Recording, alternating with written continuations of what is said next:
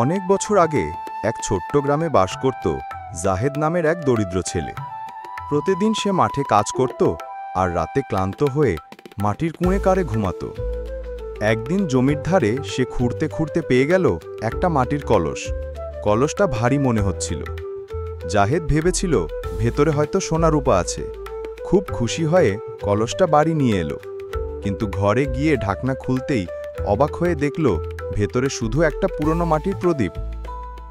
সে রাগে প্রদীপটা ছুঁড়ে ফেলতে যাচ্ছিল, তখন হঠাৎ প্রদীপ থেকে এক বৃদ্ধ বেরিয়ে এসে বলল, বৎস, আমি এ প্রদীপের আত্মা।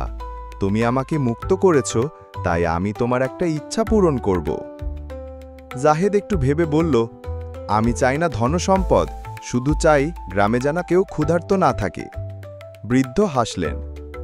তারপর থেকে গ্রামের মাঠগুলোতে এত ফসল ফলল যে কেউ আর অভাবে কষ্ট পেল না। গ্রামের মানুষ জাহেদকে আশীর্বাদ করল। জাহেদ বুঝল, প্রকৃত ধনসম্পদ সোনা নয়, মানুষের সুখ আর মঙ্গলই আসল সম্পদ। ভালো লাগলে চ্যানেলটি সাবস্ক্রাইব করুন।